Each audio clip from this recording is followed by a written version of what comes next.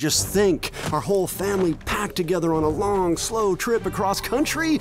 We'll tell stories, we'll laugh, ha ha ha ha! We'll become closer as a family! Get her off, get her off! If you're not ready to challenge her, then don't look her in the eye. You keep your big giant arms on your side of the trail!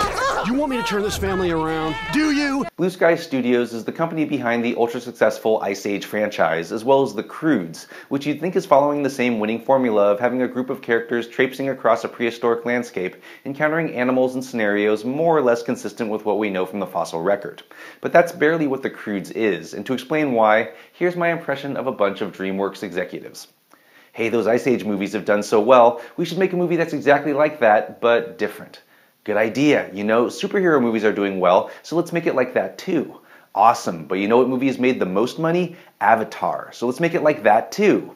And maybe that might explain why the Croods is such a mess. The Croods are a family of cavemen. The father, Grug, voiced by Nicolas Cage, his wife, Ugga, voiced by Catherine Keener, their adventurous daughter, Eep, voiced by Emma Stone, their dim-witted son, Thunk, voiced by Clark Duke, their seemingly feral baby, Sandy, voiced by Randy Tom, and Ugga's mom, Gran, voiced by Cloris Leachman. While the Croods are presumably Neanderthals, you wouldn't know it from one of the film's opening scenes, where we see that every family member, including Gran and baby Sandy, is capable of running 50 miles per hour, jumping dozens of feet in the air, and in Grug's case, is able to perform feats of strength more suitable to the Incredible Hulk. Eep, with her gymnast's build, is able to jump and perform acrobatics that would make Spider-Man jealous, despite spending the film wearing an inappropriately short tiger skin cocktail dress. The family spends most of the time shut in a cave in a desert canyon, only emerging briefly for food, largely due to Grug's uncleverly blunt and repeated proclamations and parables that curiosity and things that are new are bad, and that, in life, one should, quote, never not be afraid.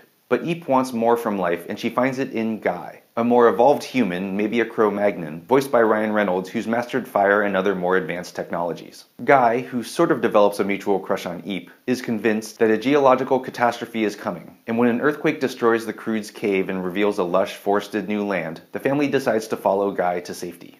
Much is known about the amazing flora and fauna that existed at the same time as the Neanderthals, and portraying it realistically could potentially get young viewers interested in studying prehistory, just as Finding Nemo will surely inspire generations of young marine biologists. But for some reason, the makers of the Croods decided to totally fabricate an alien environment that most closely resembles the forests of Pandora in Avatar, with swarming piranha birds, fluorescent giant-headed tigers, and feathered wolf owls. Is the actual prehistoric world with its diversity of extinct animals and plants so boring that it needed to be spiced up with flying turtles and giant corncobs that turn into rockets? The Croods had an opportunity to maybe make an interesting point about overcoming differences in race, class, or education by better contrasting the more advanced Guy with the Croods. But this movie isn't interested in that kind of thoughtfulness or complexity, but is instead focused on being loud, fast, slapsticky, colorful, and shallow, even if doing so creates a world that makes no sense. Another way to say it is that this is no Pixar movie, and while a lot of the visuals in the Croods are pretty impressive, the film's lack of substance and interesting characters really highlights how Pixar's real edge isn't in technology,